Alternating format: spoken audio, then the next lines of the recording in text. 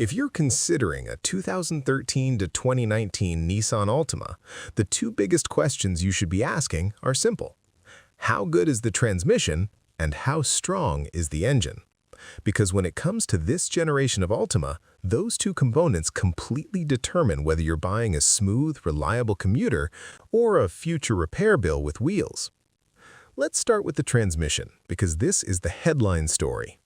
Nissan equipped nearly every Altima in this era with a continuously variable transmission, or CVT.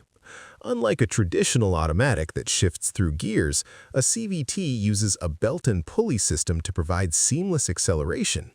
On paper, it's great for fuel economy and smoothness. And when it's working properly, the Altima feels refined, almost like an electric car. No shift shock, just steady power. But here's where reality steps in.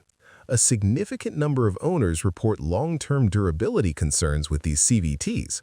The most common symptoms aren't dramatic failures at first, they're subtle. A hesitation when you press the gas, a slight shudder around city speeds, or a whining sound that grows louder over time.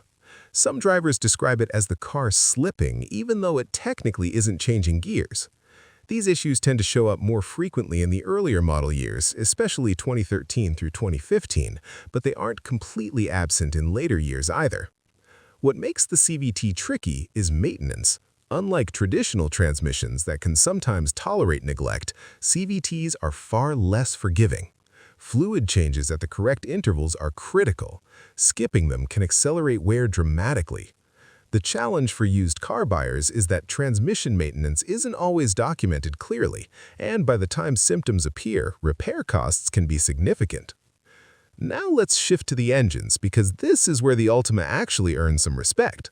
Most models in this generation came with a 2.5-liter four-cylinder, and it's generally considered dependable. It delivers solid fuel economy, adequate power for daily driving, and with regular oil changes, many of these engines comfortably surpass high mileage without major internal issues. Owner complaints about the engine itself are relatively low compared to the transmission. There is also the 3.5-liter V6 option available in certain trims and years.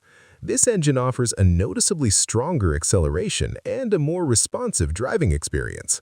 In terms of mechanical reliability, it has a good reputation, but it introduces a trade-off: higher fuel consumption and, in some cases, more strain on the CVT because of the additional power. In other words, the engine is strong, but the transmission becomes even more important to evaluate carefully. Another point worth noting is engine-to-transmission harmony.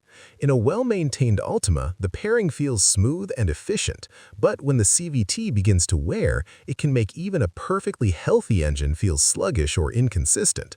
Buyers sometimes mistake transmission hesitation for engine weakness, when in reality the engine is doing its job just fine. So what does this deep dive mean if you're shopping one? The engines in the 2013 through 2019 Altima are generally solid, especially the 2.5-liter four-cylinder. The real deciding factor is the transmission's history and condition.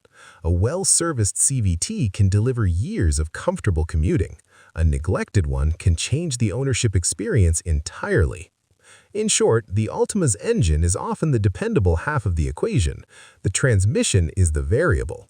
Understanding that balance is the key to knowing whether the car you're looking at is a smart buy or a risk disguised as a bargain.